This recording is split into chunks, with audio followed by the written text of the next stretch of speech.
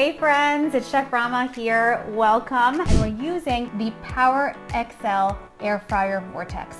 I love that it's got a basket. I love that it's got the preset functions in there. I love that it's got this easy handle. You can just pull in and pull out. So we've got our green beans. You just want to get your green beans nice and clean. And then I have my mushrooms.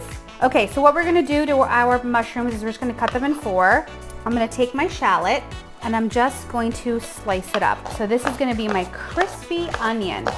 Now I have minced garlic, a little bit of salt, a little bit of pepper,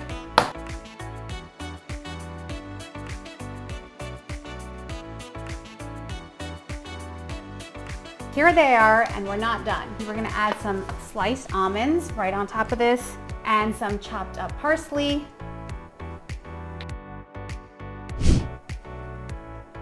Oh my gosh.